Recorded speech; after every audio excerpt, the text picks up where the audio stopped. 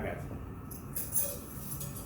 Greetings, everybody. I want to thank everybody for showing up for this 2021 Africa Liberation Day. I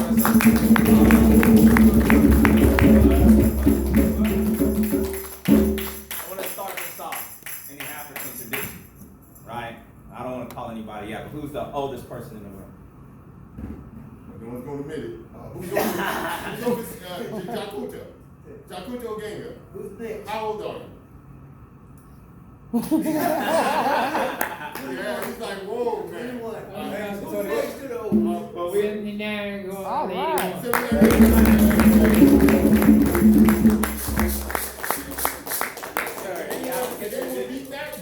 In the African tradition, we ask the elders if we can start, if we can begin. I'm asking if we can begin the ceremony. Do we have your Yeah. permission We have- to begin? What did Do you we say? have your permission to begin today's event? What was that? We will need your permission to begin the event for today. Do we have your permission? Yes, you have my permission. All right. With that in turn, we're going to start off. We're going to have a libation. And we're going to have a drumming ceremony to begin, because that captures the spirit of Africa. The hearts where the drums played a role in transferring messages. They were a lifeline to the people. They were the heartbeat of the people. And so that's what we do. We're bringing the heartbeat. We're bringing the spirit of African liberation here to this event. And we start off in our traditional way with the drums. Ashe. Ashe.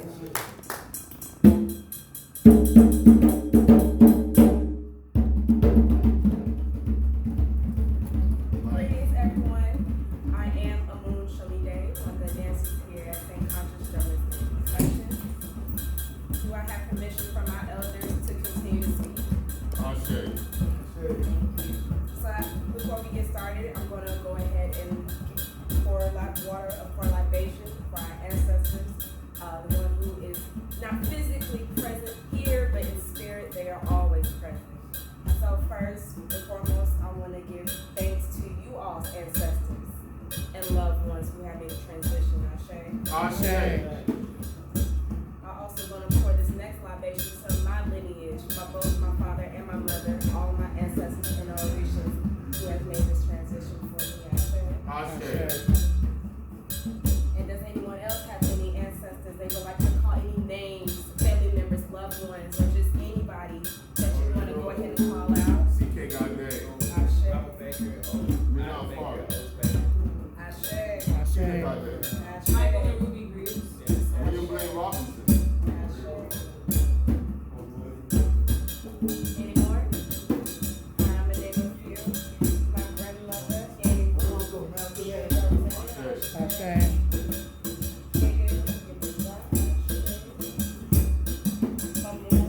Where my name derived from. Ashe. Ashe. Ashe. And with that being said, again, of course, like last libation to all of our ancestors before us. Ashe. All the Ashe. liberators of Africa. Ashe. All the liberators of African people worldwide. Ashe. And all those who sacrificed and whose honor we are here for today.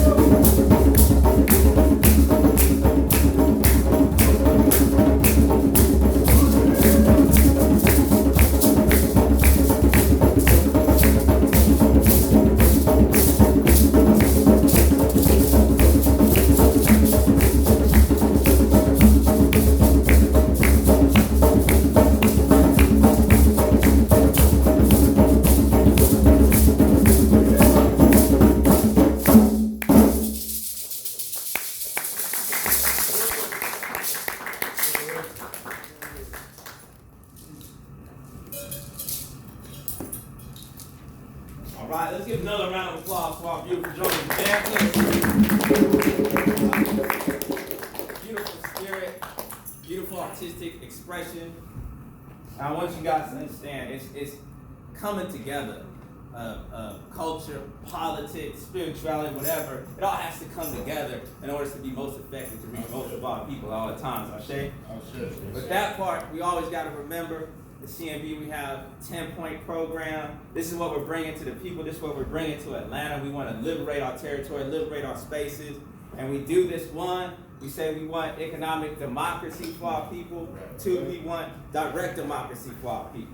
We want our local economic development not to be controlled by anybody outside of ourselves as our people, because that's how we practice self-determination. Ashe? We want immediate end to gentrification and the right to safe, affordable housing, because when we come out here, they always let our houses deteriorate until they want rich capitalists to come in and exploit our communities, and then they want to kick us out when they want to bring Starbucks in, you know, or they want to even look after animals instead of us, you know, build more animal shelters. And we respect our environmental brothers and sisters, but we can't put them above us and our own needs. Ashe? We want food sovereignty, healthy food that is gonna liberate our minds and our bodies, because when we walk outside, we see the poison that they give us through these foods, the KFCs, the McDonald's or whatever. So we want food sovereignty. Our people get local food. We get mutual aid as a part of our program to go out and feed the people, because again, we are our own liberators. This is what Jalil Muttaqin told us. So we can't depend on them to feed us. We gotta feed us. Ashe? We want to end to imperialism and neo-colonialism. That's Pan-Africanism. That's why we're here. Ashe? We need to end imperialism. We gotta stand against settler colonialism, against the Zionist state of Israel. Ashe?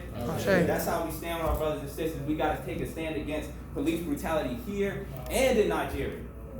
That's the end of SARS movement. Ashe?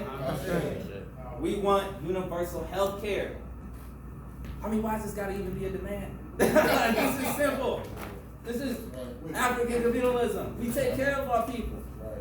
Why do we got to go and get so much debt just because we got to get our tooth fixed? Or we get into an accident or whatever. But they charge us an arm and a leg. So some of us, we don't even want to go to the hospital. And that's why, again, we got to figure out how to form community health clinics. Again, so we can depend on ourselves and not anybody else. Ashe? We want control of education in Black African communities. We see this problem going on in the nation. They hate critical race theory, right? They don't want it here in Georgia. Because they like, wait a minute, whoa. We got the race theory already. White supremacy. That's their critical race theory. So why they want something to challenge that? That's why we got to challenge it. We got to teach that in our schools first. Ashe?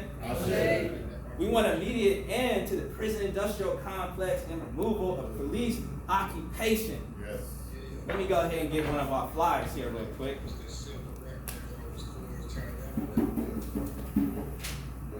This right here, CNB, we're going to talk about it, we be about it, right? Now, this is a program we started. This is where we train people in communities to come out and help secure their own communities by patrolling. We teach them first aid and we teach them de-escalation, because that's one of the biggest problems that we have. De-escalation is when we go in our communities, we see people fighting each other, or it might be a domestic dispute, and we're trained to calm the situation down and look for alternative means to end the conflict. You know, and that's one of the things, because we see the police, when they come in here, the reason why we say removal of police occupation, because they treat it like a military in our communities. And when they come in, they train to kill. And this is what happens to our people just with Rayshard Brooks. Instead of knowing that brother, knowing where he stays at, hey, we can get you to your house, they just came in, one shot, one kill. Right. And so when we train for de-escalation and first aid, we train, one, to get to know our community, and two, and alternative ways to end disputes. So then we go with the end is we want sustainability. And that's all that is we're thinking about ecology. We're thinking about maintaining our space, because a part of capitalism is commodifying everything, turn everything into a product to be sold, right? And some things just can't be sold, like nature. Right. Why are they privatizing things like water?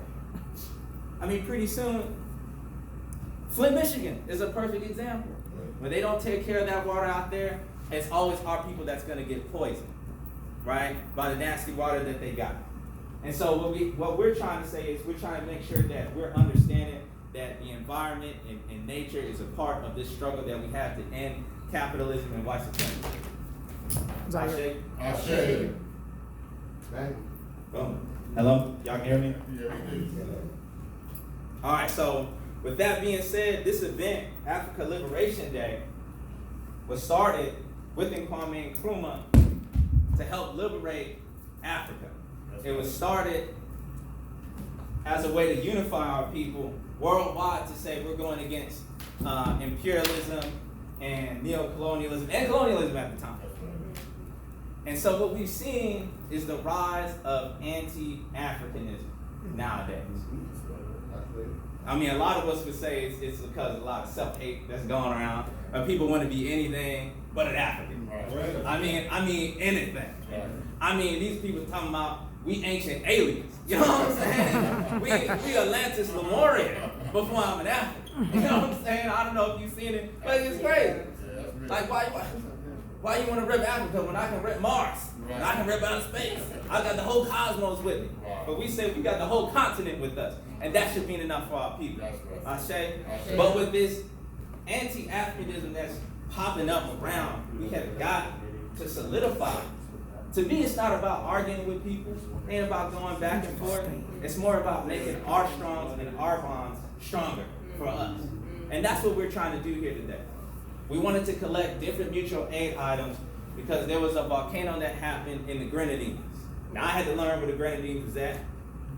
It's in close to South America. It's in the Caribbean, but they Africans just like us.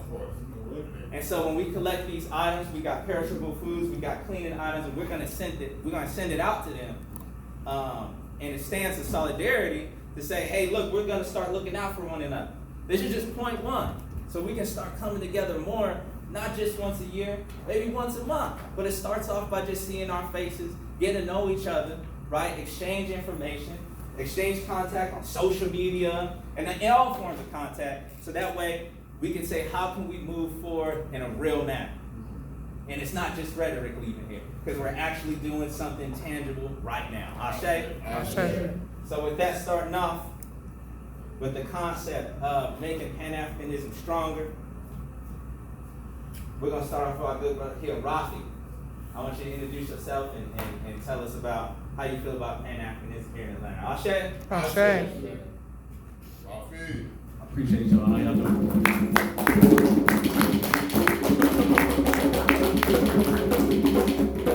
My name is Rafi. I was born and raised in Atlanta. I am the son of 2 Haitian immigrants, and I am a Haitian myself, and I am an African. Aimobo. We get to talking about Pan-Africanism and what it means to us. First thing I really want to address about this, right, is because a lot of folk, maybe not the folk in this room, but a lot of folk have said that the goal of Pan-Africanism, the United Africa under scientific socialism, is unrealistic, right? It's a pipe dream. We've heard folks say this. How many folk? Y'all heard folks say this? Oh, yeah. Yeah, I heard some folks say this. Now, I'm not going to name names. I'm not going to name groups, but we know who the people are, right?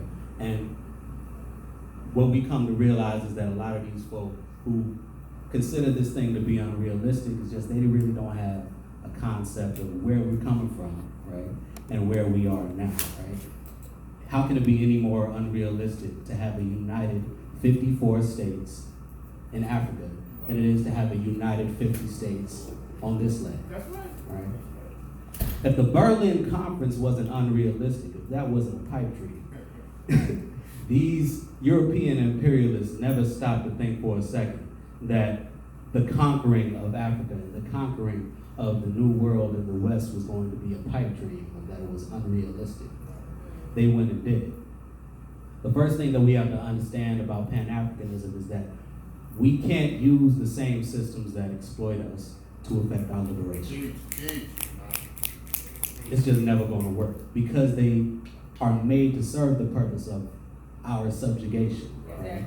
Right? So the important thing to remember about that is that when we're getting to this point where we're trying to organize systems, we're trying to organize structures, right? We can't rely on reform, right? We can't try to reform the system as it is right now. What we have to do is create our own systems. Yes. This is why our focus isn't on necessarily trying to get the police to act right. The police ain't never gonna act right. That's right. The police are doing exactly what they're supposed to do. They're not doing anything other than what their job is. So what's our job?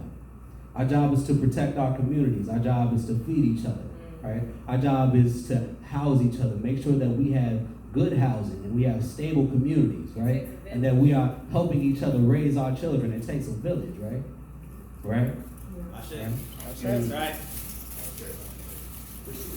When it gets down to it, our only solution is self-reliance. Yes. Our only solution is self-determination. Our only solution is within the community ourselves. We have to build systems where we can rely on each other. Yes. And when it gets down to Africa, and when it gets down to understanding ourselves as African, right? I think the first thing we really have to address, right? And this is a big thing because I'm Haitian, and a lot of folk who are Haitian, I don't know if y'all, is anybody else in here Haitian? Just me. I'm African. That includes Haiti. Hey, Yeah, we right here. And look, a lot of folk in the Haitian community get to talking about Papa Doc, right? And what they say about Papa Doc, they say like, oh, when Duvalier was in power, right, the good was equal to the dollar, right? And so the economy was better, allegedly, right? And there's this little bit of confusion that we have about the worth of our money. And I'm talking about money because monetary sovereignty is a part of what liberates Africa, right?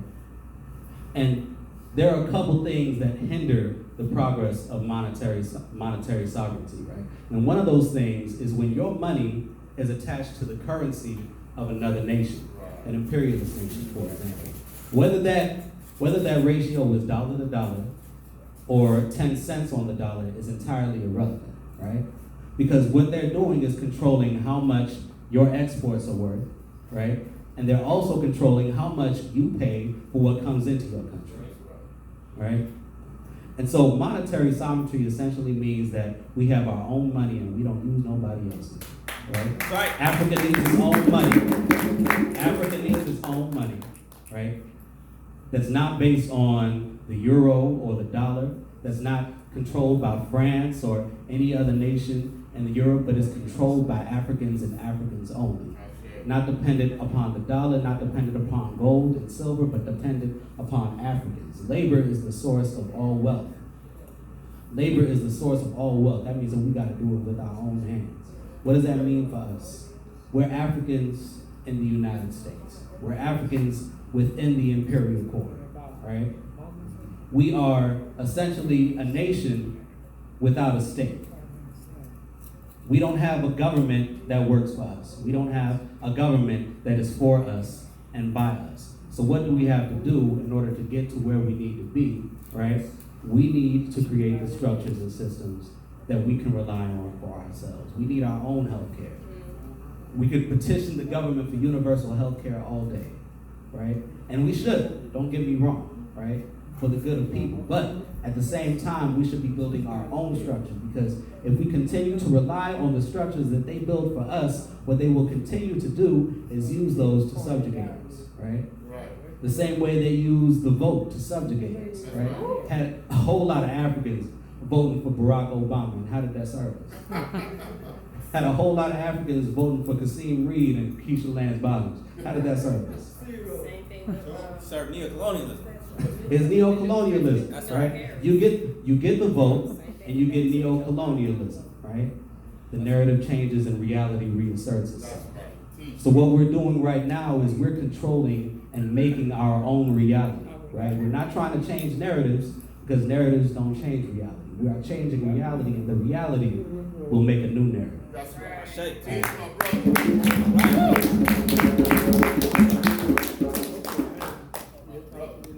Introduce yourself.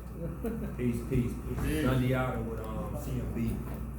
And pretty much I want to just keep everything sort of grounded keep it Southwest, Pittsburgh, Atlanta. That's it. And I want to open up the floor because I came here looking for solutions. You know, the people that's outside right now, I want to help our brothers and sisters out here right now going through it. So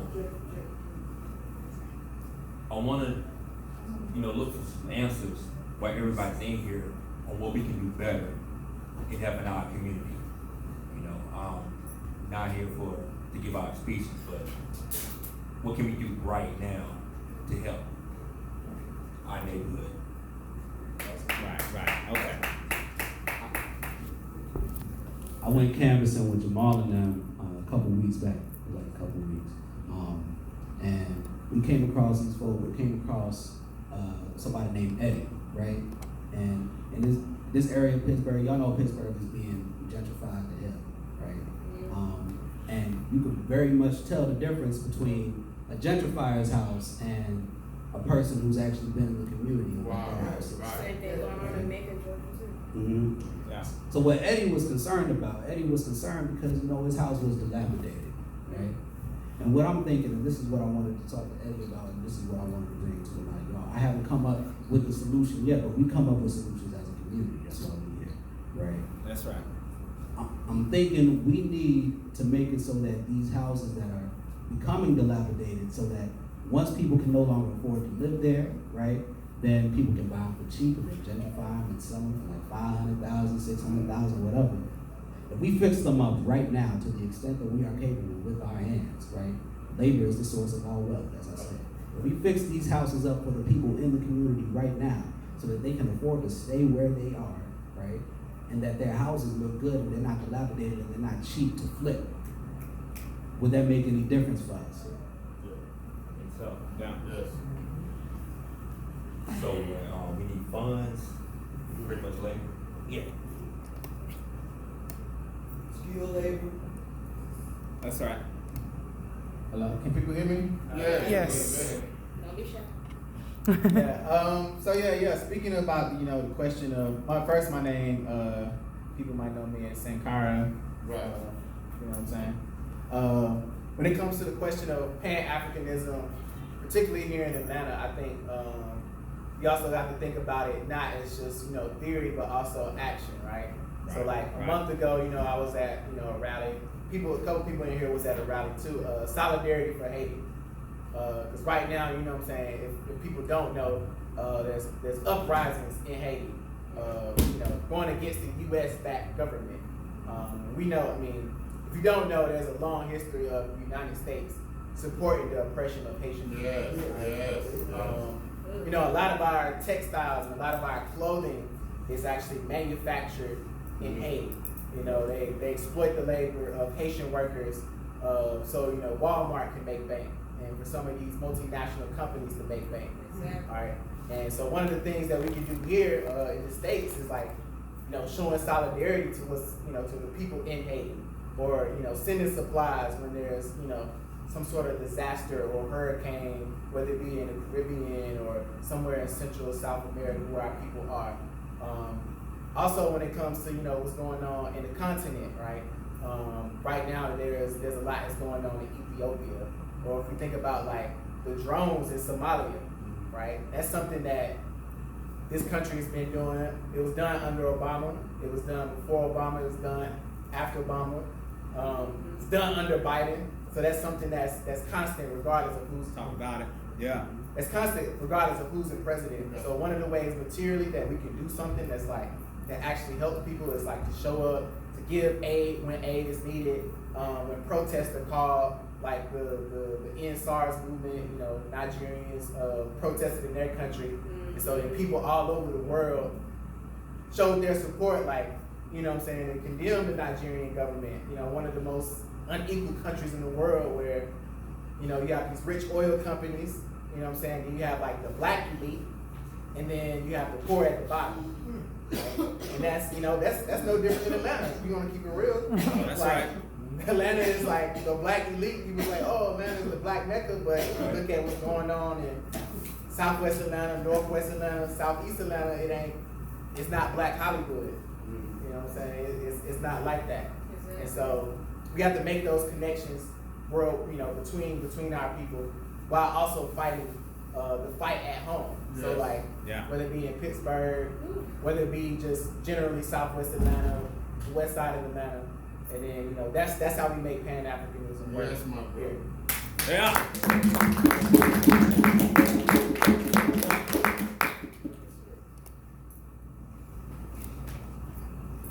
Alright, so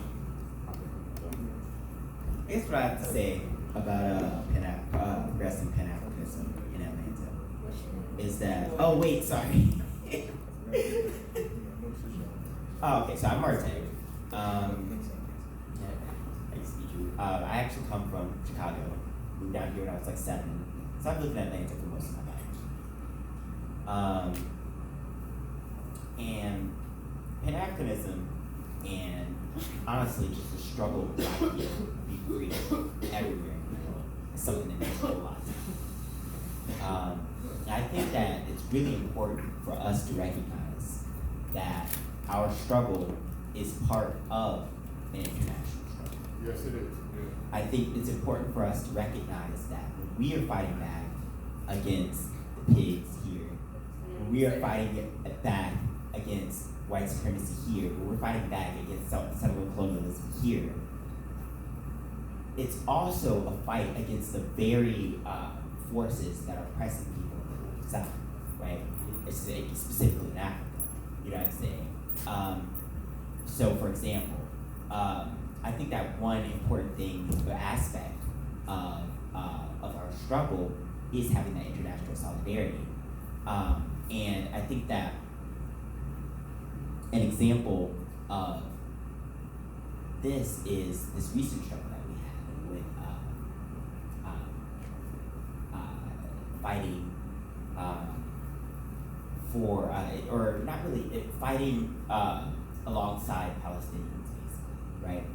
And it's like, because we have to recognize that settler colonialism has like specific characteristics all over the world. Yeah. And so we found out that here in Atlanta, a lot of tactics and even the technologies being used to repress African people here were also being used over there to oppress other colonized people, or Palestinians. And certainly tactics that are being used in African countries, you know what I'm saying, to oppress our people over there are being used here, and vice versa. We have AFRICOM in Africa, which is just literally like the United States, like, you know what I'm saying, basically exporting their white supremacy, you know what I'm saying, in a different form, you know what I'm saying, to the continent. It's just like, and we have all sorts of different ways in which the same enemy that we're fighting here manages to dominate the rest of the world. I know that there's this quote from, I can't quote it exactly, from The Spook Who Sat by the Door, which is a book that, really good book about like Black revolutionary nationalism. And it's that they can't keep us on our ass while keeping the whole world down at the same time. That's right. Yeah, exactly. So I think that we should take that to heart. All right.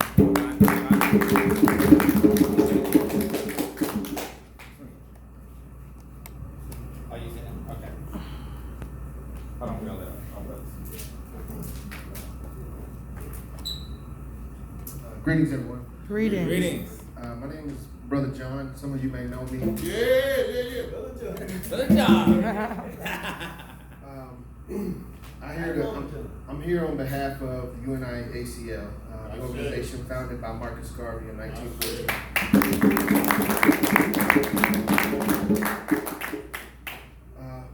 We're here to celebrate African Liberation Day, and I wanted to give you just a little bit of history, the recent history that I found out about African Liberation Day, and may enlighten some people here. African Liberation Day came from the meetings that Nkrumah had in order to, in Sékou Touré, in order to found the Organization of African Unity.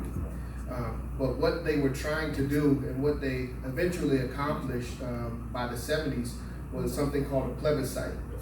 And a plebiscite is a public declaration by the people in order to request, well, to basically state that they wish to be governed by themselves. Yes. Yes. And this was only a repeat of something that had been done previously, and that's what they were trying to do. They were trying to basically repeat some acts that were done back in the 1920s, and that's what I want to share with the family today. Brother behind me mentioned some of the things that we need, and one of the things that he mentioned was a government. I'm here to let you know that a government has been created for black people and by black people, by the Honorable Marcus Mosiah Garden. Yes, sir. All right. On August 1st, 1920, there was a plebiscite in Madison Square Garden in New York where over 25,000 of our people came together, and we declared that we wish to be governed by ourselves. We wish to have our own government. That's the first requirement. Plebiscite. Plebicite.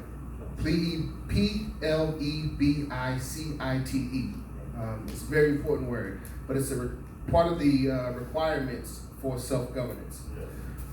That's a vote, right? That's a vote? It's basically a public statement. Okay. The second requirement is a declaration.